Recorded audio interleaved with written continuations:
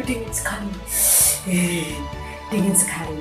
Hah, selamat berjumpa anak-anak. Nah, kali ini Bu Tuti berada di lokasi yang begitu dingin, ya, kenal dengan dinginnya karena sering terjadi hujan salju di sini. Nah, ini melihat pikiran Bu Tuti, tentu kalian sudah tahu Bu Tuti berada di mana.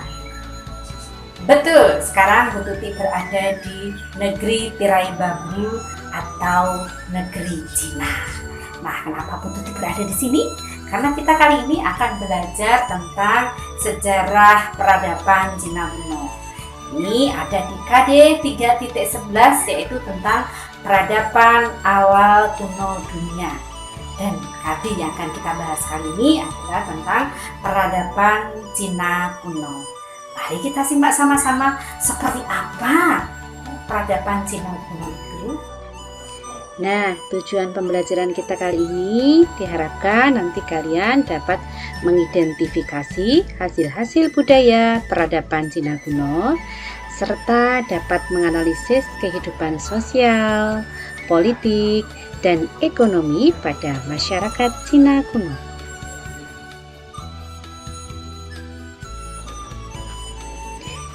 Nah, kalian sudah siap untuk belajar dan berkelana di negeri Cina? Mari kita simak sama-sama pembelajaran kita kali ini. Nah, sekarang Bu Tuti sedang berada di Kota Terlarang atau Istana Terlarang. Nah, bangunannya sangat unik sekali. Ini biasanya ditempati oleh para kaisar Cina. Nah, maka dari itu sekarang kita akan bersama-sama menyimak tentang kekaisaran Cina. Ya, kita akan simak 10 kaisar Cina pertama yang mendirikan dinasti dari dinasti Qin sampai dinasti Qing. Nah, dinasti pertama yang berbentuk adalah dinasti Qin, di mana dinasti ini terbentuk pada 221 sampai 206 sebelum Masehi. Nah, Kaisar Qin Shi Huang atau kaisar pertama dalam sejarah Tiongkok kuno berhasil menyatukan 6 negara atau warlord periods menjadi kesatuan Yongzhuan dengan mendirikan dinasti Qin. Maka dia menyebut dirinya sebagai raja pertama. Xi sendiri artinya pertama dan Huang artinya raja. Kaisar Qin Shi Huang wafat pada usia 49 tahun. Nah, Kaisar Qin Shi Huang mengerahkan lebih dari 300.000 buruh untuk melakukan kerja paksa merenovasi dan membangun tembok besar Cina atau biasa dikenal dengan The Great Wall. Tujuan dibangunnya tembok besar Cina sendiri adalah untuk mencegah invasi dari bangsa utara atau bangsa suku nomaden.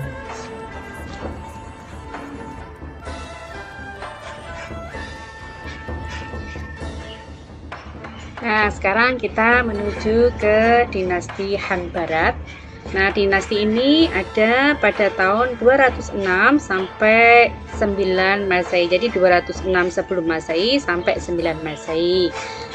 Kaisar pertamanya bernama Liu Bang. Ya.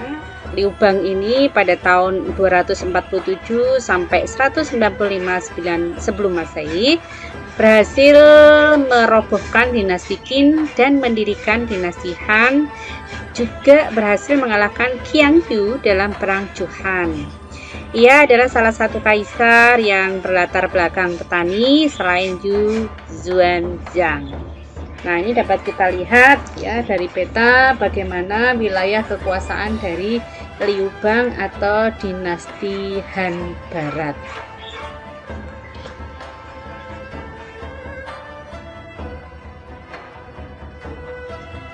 Baik, kaisar selanjutnya adalah Kaisar Han atau pendiri dinasti Han Timur. Dinasti Han Timur ini ada pada tahun 25 sampai 221 Masehi. Pendirinya adalah Liu Qiu atau biasa disebut sebagai Kaisar Guang Budi yang artinya Kaisar Perang yang Brilian. Karena perang sipil yang disulut oleh Wang Mang, seorang pejabat pengadilan yang merebut tahta dari keluarga Liu, sehingga dinasti Han diidentifikasi memiliki dua periode yang berbeda, dengan ibu kotanya di Chang'an Barat. Periode sebelumnya dikenal sebagai dinasti Han Barat. Nah, tentunya kalau kalian ada yang pernah melihat atau menyaksikan drama pemuda dari Chang'an, nah ini berkait dengan itu ya. Artinya kalian bisa melihat seperti apa kondisi sosial ya, pada masa itu. Nah, kemudian ibu kota Han ya yang didirikan baru itu berdiri di Luoyang. Dan sejarawan menyebut periode itu sebagai dinasti Han Timur. Nah, ini dapat kalian lihat ya.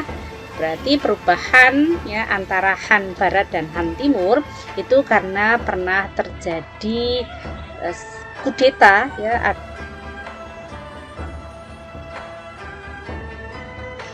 Dan dinasti yang keempat adalah dinasti Jin Barat. Dinasti ini ada pada tahun 265 sampai 420 Masehi. Nah, dinasti Jin Barat ini didirikan oleh Sima Yan. Beliau adalah pendiri dinasti Jin setelah mempersatukan ketiga negara, yaitu Su, Wei, dan Wu pada zaman tiga negara. Sima Yan adalah cucu dari Sima Yi, penasihat negara Wei, dan anak lelaki dari kedua Sima Yao. Sima Yan memaksa Kaisar Wei yang turun-temurun menjadi kaisar agar turun dari posisinya sebagai kaisar. Setelah itu, Sima Yan yang memiliki jabatan sebagai Raja Jin mengangkat dirinya sebagai kaisar baru dari dinasti Jin. Setelah kejatuhan dinasti Han oleh Cao Pi, secara ironis Sima Yan mendirikan dinasti Jin dengan nama Kaisar Wu yang menggantikan Wei. Dikatakan bahwa Sima Yan adalah salah satu kaisar yang memiliki selir terbanyak. Bahkan setelah menghancurkan negeri Wu, Sima Yan masih mengambil 5.000 wanita yang ada di istana Kaisar Sun Hao untuk menjadi miliknya di luar daripada selir-selirnya yang telah ada. Nah, ini kita lihat seperti apa luas dari dinasti Jin Barat. Dapat kalian lihat pada peta yang tertampil di belakang layar. Nah, dinasti yang kelima adalah dinasti Sui. Dinasti ini ada pada tahun 581 sampai 618 Masehi. Kaisar Wen dari Sui ya, yang nama aslinya adalah Yang Jian, adalah pendiri dan kaisar pertama dari dinasti Sui. Sebagai perwira militer Tionghoa Turki di dinasti Zhou Utara, Kaisar Wen mendapatkan kekuasaan pada tahun 581 setelah berhasil mengkudeta Kaisar Qing dari Zhou Utara dan kemudian mendirikan dinasti Sui. Prestasi pertama adalah dia berhasil mengkonsolidasikan administrasi pemerintahan dan melakukan sentralisasi sistem politik. Pada tahun 589, ia menaklukkan dinasti Chen di selatan dan berhasil mempersatukan Tiongkok. Ia mendirikan lembaga pemerintahan dua badan yang lebih efisien untuk menggantikan sistem 3 jenjang dan menciptakan 3 departemen serta 6 kementerian untuk penasihat negara. Kaisar Wen mengambil langkah untuk menembus jurang sosial antara kaya dan yang miskin dan berusaha mengurangi korupsi serta mendorong persatuan semua negara di Tiongkok pada masa itu. Jabatan politik menjadi terkualifikasi berdasarkan kecapakan daripada aliran atau ikatan darah, dan ujian kekaisaran dilembagakan. Hak kelas elit yang sudah lama menjadi bagian sistem sosial dihapuskan pada masa Zhang Jian atau kaisar pertama dinasti Sui.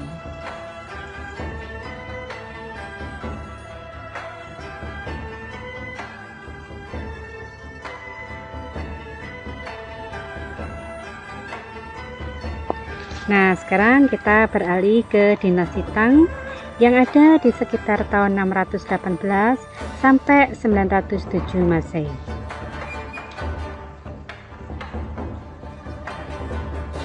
Kaisar Tang Gaozu atau nama aslinya adalah Li Zuan adalah pendiri dan kaisar pertama dinasti Tang yang memerintah sejak 618 hingga 626 Masehi.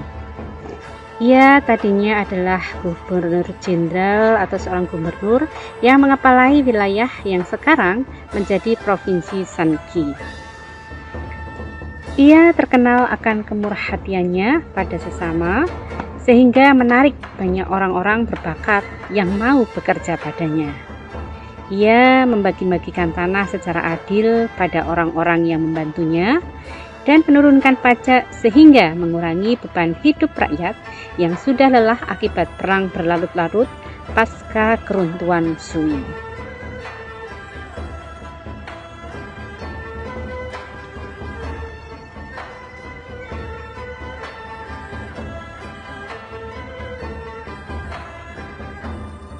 Yang ketujuh adalah dinasti Song.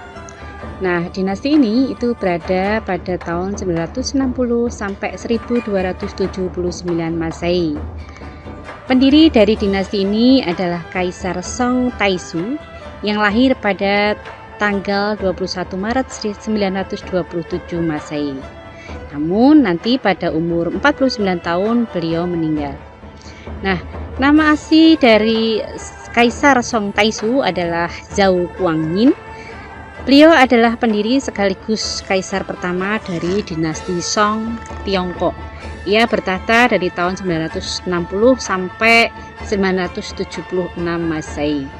Song Taisu bisa bertahan sebagai raja selama 16 tahun. Nah, sekarang kita lihat sama-sama bagaimana luas dari kekaisaran dinasti Song. Nah, ini dia dapat kita lihat bagaimana gambar yang berwarna merah ini menunjukkan dari luas kekaisaran dinasti Song.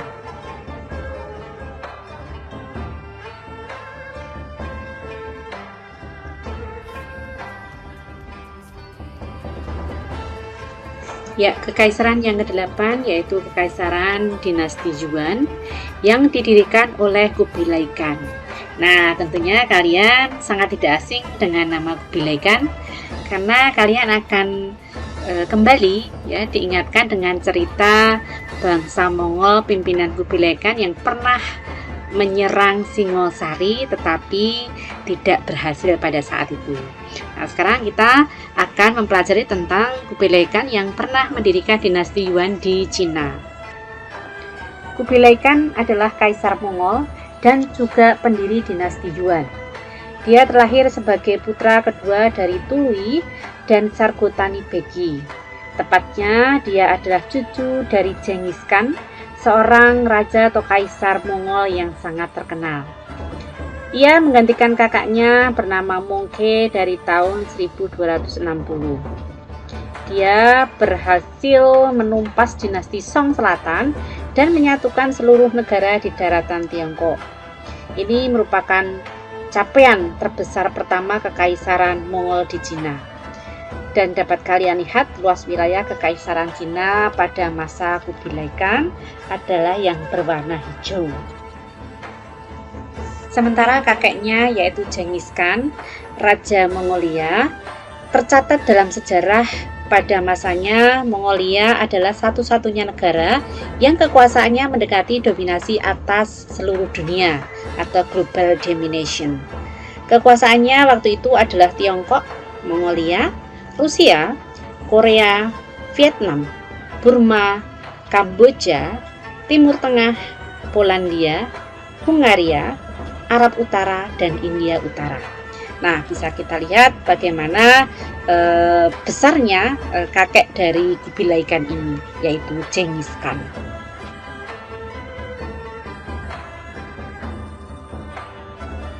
Sekarang kita akan ke dinasti yang ke-9, yaitu dinasti Ming. Dinasti Ming ada pada tahun 1368 sampai 1644 Masehi. Jadi ini sekitar 276 tahun. Ya, ya. Ini lama sekali dibanding dengan dinasti dari Mongol tadi, yaitu dinasti Yuan yang hanya sekitar 97 tahun. Nah, dinasti Ming ini didirikan oleh Kaisar Hongwu ya, yang dikenal dengan atau nama aslinya adalah Zhu Xuanzang. Dia adalah pendiri dan kaisar pertama dinasti Ming di Tiongkok. Ia menjadi kaisar dan mendirikan dinastinya setelah berhasil menggulingkan dinasti Yuan atau yang berasal dari Mongol tadi. Dalam sejarah Tiongkok, Zhu Xuanzang adalah satu dari kaisar yang berasal dari golongan rakyat jelata. Nah, tadi ya di awal sudah kita jelaskan juga bahwa ada kaisar lain yang juga berasal dari golongan rakyat jelata, yaitu Liu Bang. Ya, Liu Bang itu adalah kaisar Han Guangzhou itu pada dinasti Han Barat. Nah, Kaisar Hongwu atau Zhu Xuanzang ini adalah seorang kaisar yang kontroversial. Jadi di satu sisi dia selalu memperhatikan kesejahteraan rakyatnya supaya bisa hidup, meningkatkan taraf hidup mereka. Namun di satu sisi ya dia juga seorang tiran karena dia selalu takut apabila ada orang-orang yang berpotensi merebut tahtanya. Nah, kekuasaan dari dinasti Ming dapat kita lihat pada peta yang ada di belakang layar. Peta atau gambar dengan warna oranye ini adalah menunjukkan kekuasaan dari dinasti Ming. Jadi kalau dibandingkan dengan dinasti Yuan tadi memang agak berbeda ya. Ini lebih kecil daripada wilayah dari dinasti Yuan. Baik, sekarang kita ke dinasti terakhir, yaitu ke dinasti ke-10, dinasti Qing. Nah, ini dinasti yang paling lama, yaitu dari tahun 1644 sampai 1911. Jadi ini hampir 4 abad lamanya atau 400 tahun. Nah, Nurhaci sendiri ya merupakan seorang kepala suku bangsa Manchu yang terkenal. Awalnya dia berhasil mengalahkan atau menggulingkan dinasti Ming sebelumnya. Nah, kemudian nanti di akhir dinasti Ming ini itu akan diakhiri ketika Cina itu berubah menjadi sebuah negara nasional komunis. Nanti dapat kita lihat ya dari sejarahnya bahwa raja terakhir dari dinasti Qing itu bernama Puyi, dan Puyi ini harus melepaskan tahta ketika Cina berubah dari sistem kerajaan menjadi sistem nasionalis komunis. Nah, untuk filmnya dapat kalian lihat bila ingin mempertajam tentang kaisar terakhir Cina. Judul filmnya adalah The Last Emperor in China.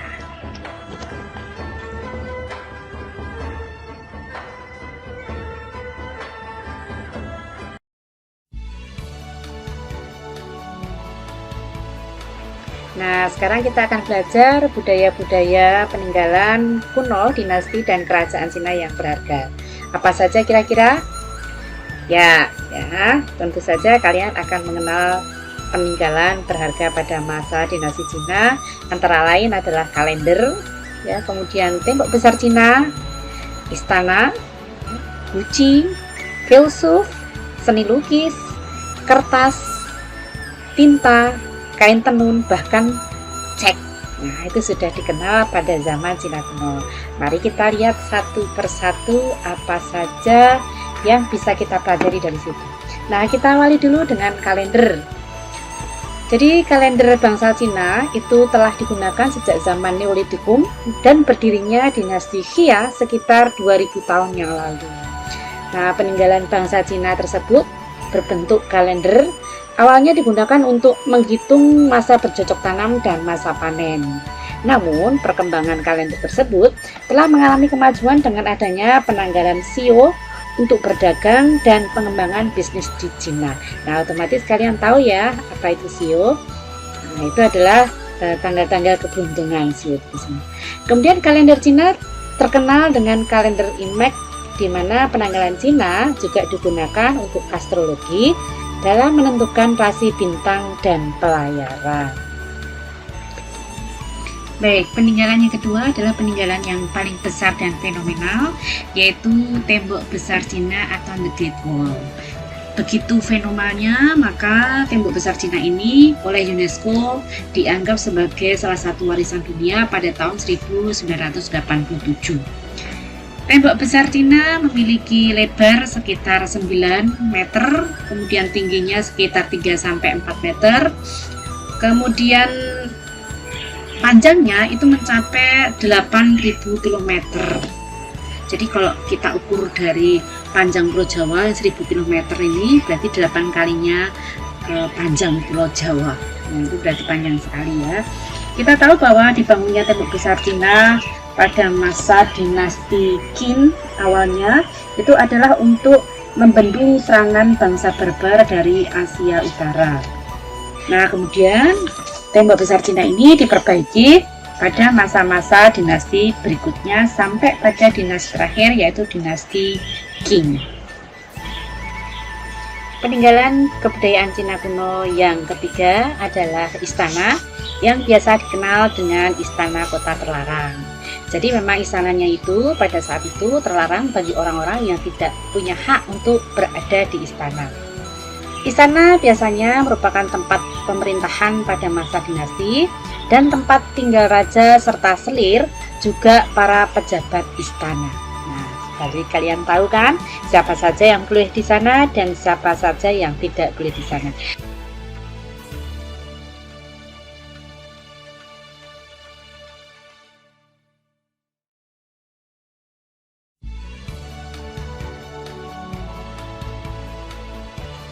Nah, peninggalan selanjutnya adalah guci.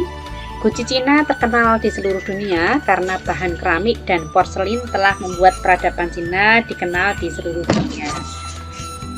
Guci pertama ditemukan pada masa dinasti Han, di mana pada awal mulanya digunakan dari tembikar yang terbuat dari tanah lempung, namun karena keramik dan porselin ditemukan, maka tembikar yang dari lempung disulap menjadi guci keramik.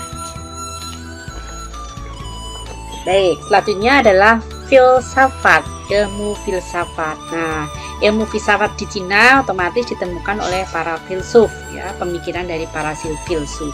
Nah, filsafat di Cina sangat terkenal di dunia, di mana ada 3 filsuf terkenal lahir pada zaman dinasti Zhou. Siapa mereka? Ya, yang pertama yaitu Laozi, yang kedua adalah Kongfusi, yang ketiga adalah Mengzi. Mari kita lihat satu persatu. Laozi mengajarkan ajaran dengan nama Tao Te Ching atau ajaran Tao.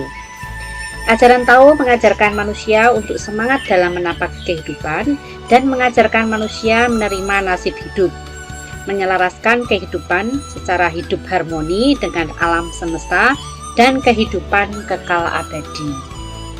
Lalu yang kedua adalah filsuf bernama Kongfusi, ya, bacanya Kongfusi, tulisannya Kongfusi. Ini mengajarkan ajaran dengan nama Konghucu. Ajaran tersebut mengajarkan seni berpikir dan sikap hidup yang harus dimiliki oleh seorang dan keluarganya. Raja harus bijaksana dan arif kepada rakyatnya. Lalu filsuf yang ketiga yaitu Mengzi, ya, merupakan murid dari Kongfusi yang mengajarkan rakyat jelata yang penting untuk kehidupan bangsa dan negara. Nah, itu adalah ketiga filsuf Cina yang sampai sekarang masih terkenal di dunia walaupun sudah tiada. Ajaran-ajarannya masih banyak kita temukan, ya, terutama di wilayah Cina. Nah, kemudian peninggalan selanjutnya adalah seni lukis, ya. Di Cina memiliki seni lukis yang sangat estetis, ya.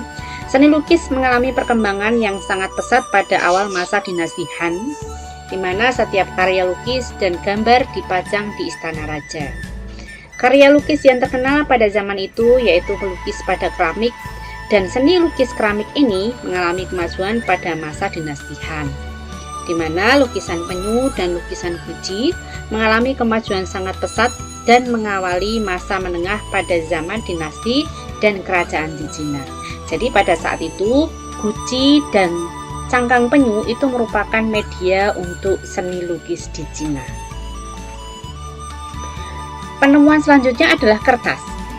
Nah, kertas pertama kali ditemukan di Cina dengan tidak sengaja pada sebuah kain kering yang dipadatkan dengan adonan di dalam dan membentuk selembar kertas tebal. Kertas pertama ditemukan pada masa dinasti Han pula, ya, pada masa dinasti Han, terbuat dari campuran daun nanas, kulit kayu, dan serat pohon. Nah, ini yang menemukan adalah Cailun atau Shailun pada tahun 105 Masehi. Cailun lahir di daerah Guizhang, ya, Provinsi Hunan, dengan nama lengkap adalah Cai Jungyon.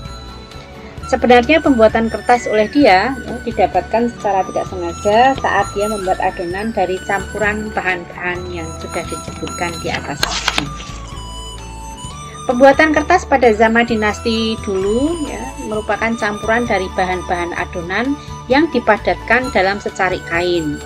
Nah, setelah kering, ya, empatan tersebut berbentuk lembaran kertas tebal dan mulai ditulis atau ditulisi dengan tinta minyak, maka terciptalah tulisan. Nah, pada zaman sebelum ditemukannya kertas, biasanya orang akan menulis dengan media bambu, ya, atau mungkin daun lontar.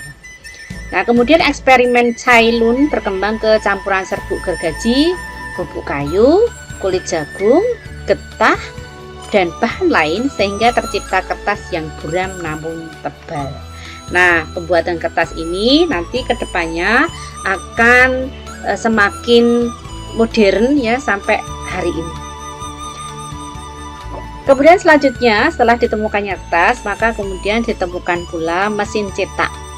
Ya, mesin cetak kertas ini ditemukan pada masa dinasti Tang.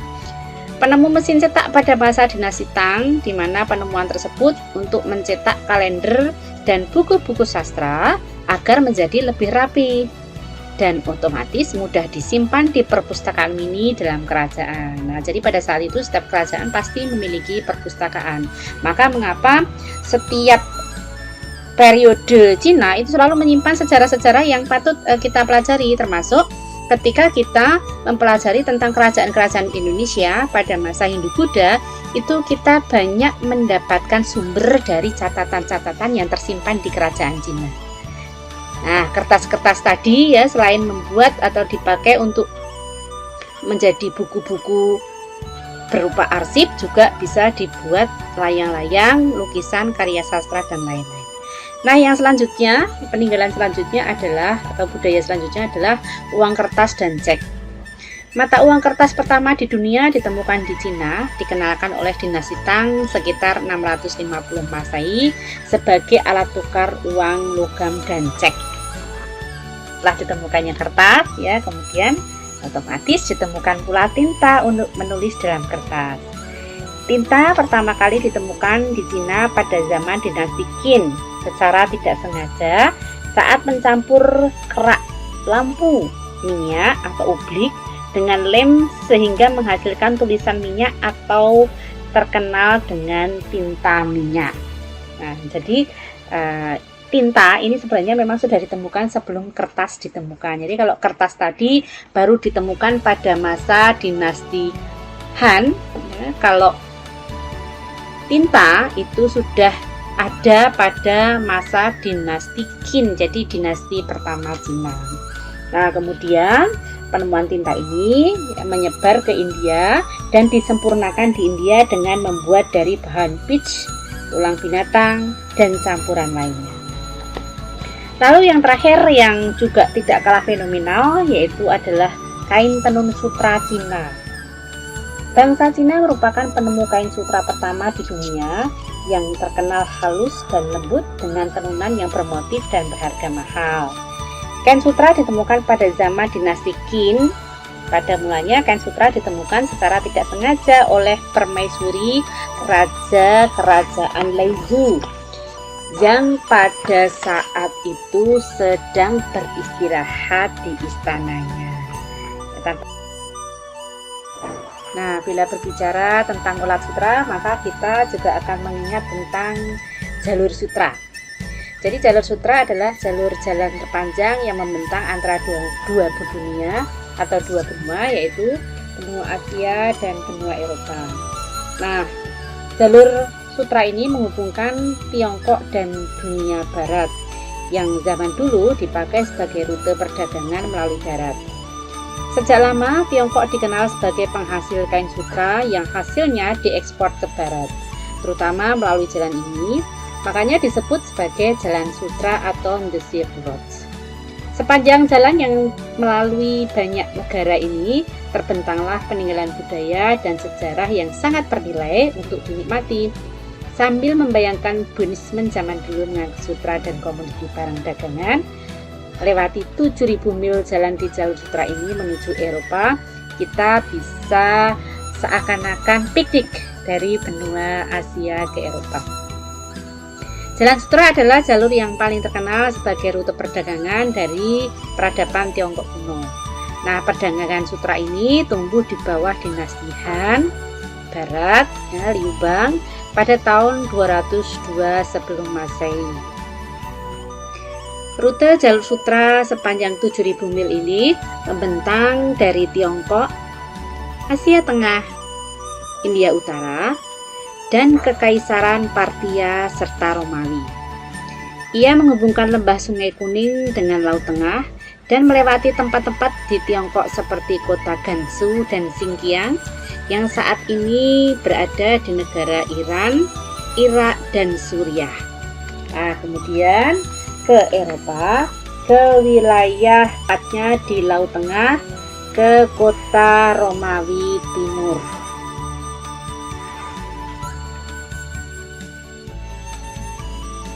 Nah, anak-anakku sekalian, demikian tadi pembelajaran kita tentang peradaban Cina kuno yang amat sangat memberikan inspirasi bagi kita semua betapa peradaban Cina kuno itu sangat-sangat besar dan bisa menjadi inspirasi kita semua. Nah, semoga kedepannya kita sebagai anak-anak Indonesia bisa mencontoh dan terinspirasi akan kemajuan yang dicapai oleh budaya dan bangsa lain dan menjadikan kita akan lebih baik ke depannya. Selamat jumpa pada pembelajaran berikutnya. Bye-bye.